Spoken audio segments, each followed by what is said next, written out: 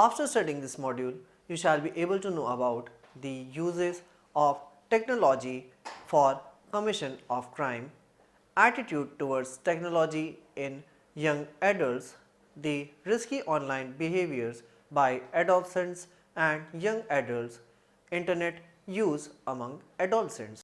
Now the introduction. Our modern day environments are technologically richer than ever before. With each new wave of technological advancement, we are faced with new streams of sensory inputs from myriad modalities that challenge our brains and require us to adapt to an ever-changing information landscape. This burgeoning set of new information brings with it novel forms of irrelevant distractions and interference, which can disrupt performance on goal-directed activities.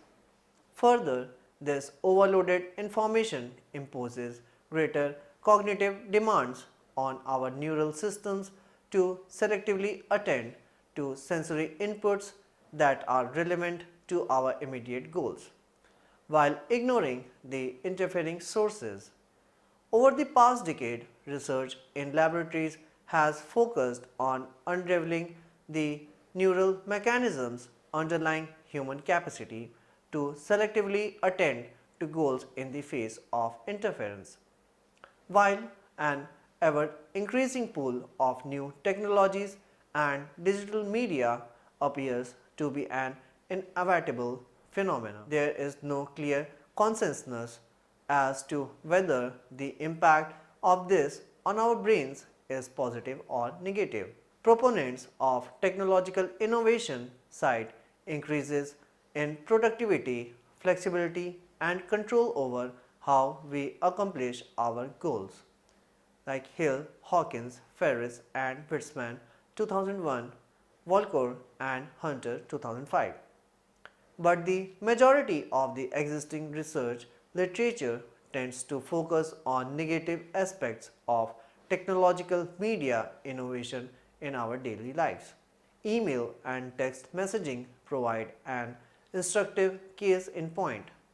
While they both enable flexible, immediate communication from any place at any time, there is increasing evidence that such forms of communication are a primary source of chronic stress in our lives.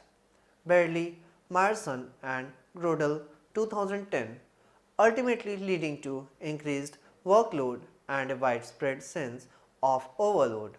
Broswell and Olson Buchanan 2007. Converging evidence suggests that the unpredictable nature of email and texting messaging via mobile devices leads to a highly rewarding reinforcement schedule that engages the dopaminergic reward system of our brain. Bridge and Robinson 1998 and Small and Worgan 2008. Indeed, a recent study that used an ecologically valid experience sampling method determined that the desire to use various forms of media, example social networking, checking email, or surfing the web, were among the hardest urges for people to resist. Hoffman, Vos, and Brewster 2012. Given that email and internet access are inexpensive and virtually omnipresent, self-control failures in regulating one's media consumption have the potential to escalate into pathological media abuse. LaRose 2010, Song, LaRose, Esselin, and Lin in 2004. A condition sometimes referred to as Internet Addiction Disorder, Angie and Wimmer Hastings 2005. Now, attitude towards technology in young adults. Additional insight about how we perceive the impact of technology comes from considering how interactions with media vary among people in different age groups. Perhaps not surprisingly, tech and media users currently tends to be highest amongst the next generation. Ronson 2007, and younger generation such as the I generation who have followed Ronson career and Shiver 2010 who have grown up in a rapidly evolving culture of computers, internet, smartphones and gaming platforms. A survey study found that high school students report the greatest amount of media use, particularly in the realms of texting and online chat, whereas middle school students were the most frequent video game players. Ronson et al. 2013.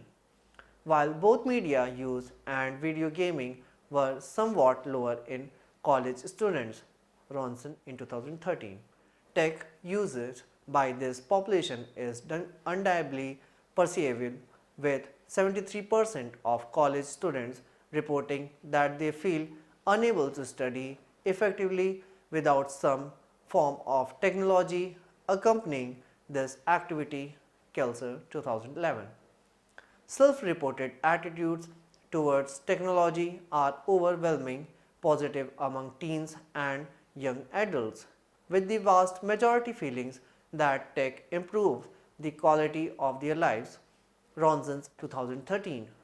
An interesting paradox emerges, however, when such attitudes are juxtaposed against repeated observations of negative correlations between academic performance and time spent using tech and social media. Kilcher and Kirpin-Singh 2010, Rosen in 2013. Other research suggests that many of the negative effects of media use stem for multitasking or tasking switching cost that comes as technologies compete for limited attentional and cognitive resources.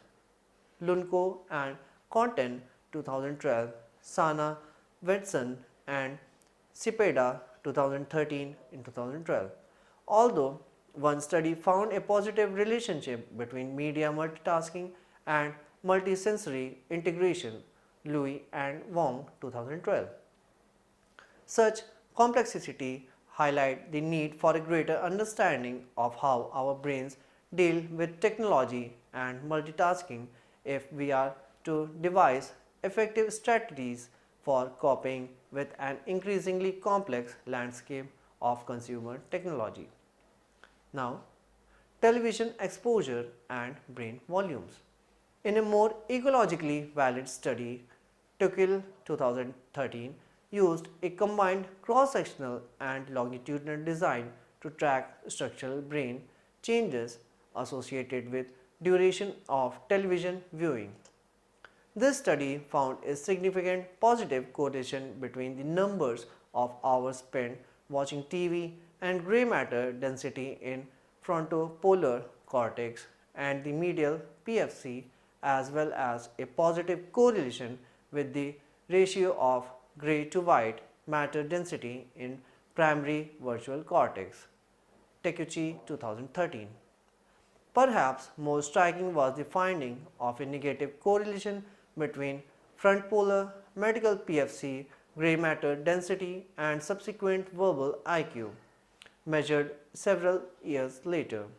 While Takeuchi 2013 did not examine functional MRI data and thus did not report functional connectivity measures. It is interesting to note that medical PFC is a key node in the default mode network. Buckner, Andrews, Hand and Sancher 2008. Perhaps an extended amount of TV viewing at an early age reinforces activity in the default mode network, which is associated with ideal behavior, mind wandering and distractibility. Berman 2010, Manson 2007. Now, risky online behaviors by adolescents and young adults. Going online can be dangerous for adolescents and young adults where they are vulnerable to exposure to online verbal abuse. Example, flaming or impulsive or assertive behavior that does not consider the recipient's feelings. See Organo, Castella, Zornoza Abda, Prito Elsono, and Piero Silla 2000, Siegel, Dubsky, Kilser, and McGuire 1986. Pornography, threatening messages, gruesome pictures, racist content, and suicide content. Other potential negative outcomes are being embarrassed, being harassed, engaging in sexual exchanges, receiving unwanted sexual solicitations, and receiving spam. Being cyberbullied in a serious negative outcome that is associated with emotional distress, delinquent behavior, social anxiety, and reduced self-esteem. Floros, Simos, Fissions, Defuli, and Gerukulis 2013, Hinduja, and Pichin 2007, Kolsky, Limber, and Astagons 2008, Mishna, Cook, Gedela, Dequick, and Somon 2010, Yebera, Michel, Volk, and Finclehor 2006. Another serious negative outcome is an online meeting turning into an offline sexual encounter, possibly leading to child abuse. Statistics shows that negative outcomes related to online behaviors are occurring at a significant rate. For example, 13% of American female teenagers and 24% of female teenagers in New Zealand had met an stranger offline that they originally meet online. Burson and Burson 2005. In the United States, 20% of the national sample of 10 to 17-year-olds reported being victimized online either through an unwanted sexual solicitation or online harassment. Yebera, Michel, Frankenhor, and Wallach 2007. Approximately 15% of American high school kids were electronically bullied in 2013. Ken et al. 2014. After partitioning Dutch adolescents aged 12 to 18 years old into groups based on their problematic risk behaviors, 6.1% showed a high risk development pathway for online sexual risk behaviors. Baumgartner, Sumter, Peter, Wilkesbury 2012. Youths engage in risky online behaviors that raise the chances of these negative outcomes. One category of risky behaviors is online disclosure of information such as personal or private information, relationship information, addresses, and personal views. L. Sefag and Nilsson 2014, Bergamter, Wolkenberg, and Peter 2010, Burson 2013, Kreisfold, Muncie, and Desmarais 2012, Dombrowski, Lee Mensley, Ahya, and Dixon 2004, Wolkenberg and Peter 2009, Wolkenberg, Sumenter, and Peter 2011. Another category is meeting strangers online. Burson 2003, Burson and Burson 2005, Dombrowski et al. 2004, Hong Li, Mao, and Sentong 2007, Liao Ku and Engong 2005, Livingstone and Helpsler 2007, Wissel, Hamilton, Calclist, Breach, A. Collins 2013, Wissel, Hamilton, Glister, Breach, and Collins 2013, using file sharing programs. Burson and Burson 2005, Volek, Michel, and Filkhold 2007, visiting inappropriate websites. Liao et al. 2005, and failing to use privacy settings. Crescentfolds et al. 2012 also are categories of risky online behaviors. Numerous variables have been considered to be contributors to risky online behaviors in youth. The various factors include developmental factors, demographic factors, environmental factors, social cultural factors, internet users factors, parental factors, abuse, victimization factors, educational factors, situational factors, personality factors, and cognitive factors. Some factors are not under the control of youths or their parents, such as the demographic factor of gender or development factor due to age. Similarly, the online world itself might play a role in risky online behavior. The socio-cultural factors related to the online culture that promotes sharing on social networking websites is a good example. Another example is the structure of websites that leads to sharing and disclosure of personal information, which means the websites afford sharing. Other factors are malleable, such as family related factors or parental monitoring and the use of parental software. Now, internet use among adolescents. The internet and related communication technologies have revolutionized the way in which people communicate with one another and gain access to information. As a communication tool, the internet allows for rapid textual, voice, and video communication from one person to countless others and allows for users to access an immense array of information across a wide variety of dimensions, improving education, employment, and civic engagement. Ekman and Mishra 2010. If anyone doubts people's dependence on technology deprive them of access to email or wireless technologies for a few hours, and they will soon realize how tired they all are to technology. Adolescents in particular seem forever threatened to their technology, leading Canadian cyberbullying researchers Bill Say to refer to today's youth as the always-on generation. Bill Say, ND. Most of the children and young adults have never experienced a world without technology at their disposal, leading to a digital divide between their parents, which means digital immigrants, and themselves, which means digital natives. Zikur and Smith 2012. Internet usage has become increasingly widespread in recent years, particularly among adolescents. Almost all youth, 95% between the age of 12 and 17, use the internet, and 68% of the school students use the internet while at school. Hilton and Rennie 2005, Henhart 2010, Madden, Lenhart and Duggan 2013. 93% of adolescents report that they have a computer or the availability of one at their home. However, young people are becoming less and less likely to use these computers to access the internet.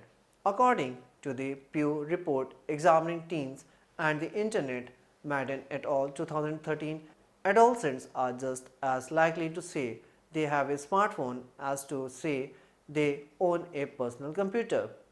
37% of adolescents say they have a smartphone, an increase of 14% in just 2 years. 25% of the teens is most likely to access the internet using their smartphone compared to only 15% of adults. Madden et al. 2013. This change in how young people are accessing the internet has implications for cyberbullying, as young people now have their ready disposal the technological means to perpetrate cyberbullying. The ways in which youth use the internet and other communication technologies change rapidly. Just a few years ago, instant messaging via AOL was the venue of choice. Today, youth communicate through the variety of electronic media including Twitter, Facebook, YouTube, chat rooms and texting. Some of the most popular venues frequented by young people on the internet and some of the leading venues for cyberbullying are social networking sites Katzer, Frishenhor and Billskak 2009. Social media sites defined as any website that allows social interactions.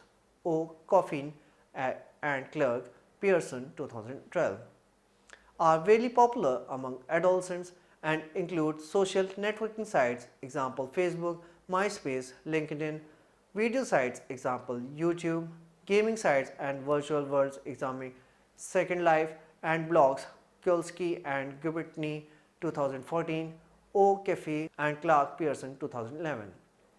Facebook has emerged as the current predominant social networking site with 73% of those who use social networking sites have a Facebook profile.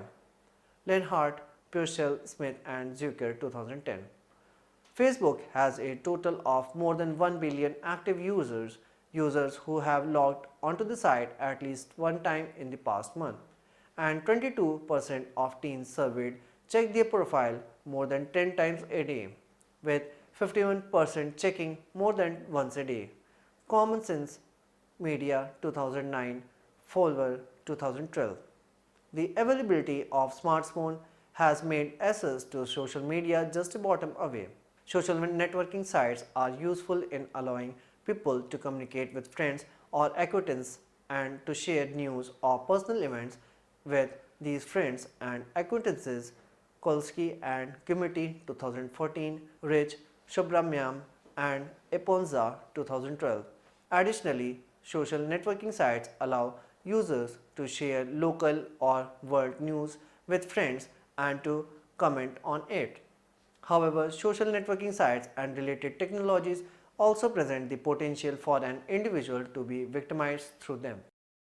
In a study conducted by Johns, Mitchell and Falkenhorn 2013, which explored online activities of adolescent ages 10 to 17, 82% of those who were cyberbullied in 2010 had first been cyberbullied through Facebook. Additionally, our ability to provide feedback through comments and posts, while sometimes useful, can also provide a forum within which people can cyberbully one another. In a recent year, Kolsky and Whitaker 2013 examined the type of cyber aggression used on several social networking sites, including Facebook, YouTube, as well as other forums. They used Radian 6, a Salesforce product that allows users to search a large variety of social networking sites for posts that include select keywords. The authors searched for posts containing words related to cyber aggression, then used Pinsky 2012 taxonomy to sort and classify the post. Although the research is still going on, initial analysis highlight the rampant presence of cyber incivility online via social media. Now, the use of media and intelligence for commission of crime conclusions. The exact effect of media on the human brains depends from situation to situation. Both media as well as intelligence has their own pros and cons through. It's true that in the recent times their usage has helped in the commission of crimes. Today, the knowledge gained is being used by some delinquent personalities for their own interest and also create havoc in the lives of general people.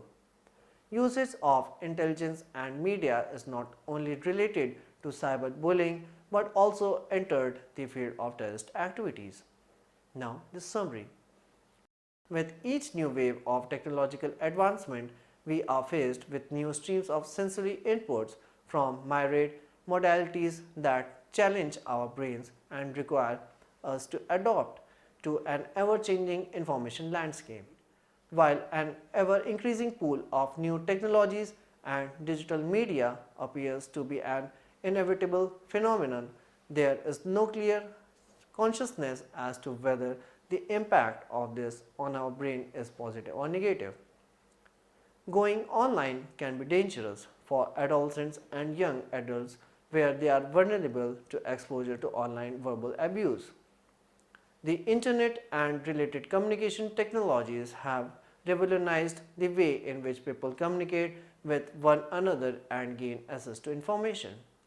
Today, the knowledge gain is being used by some delinquent personalities for their own interest and also to create havoc into the lives of general public.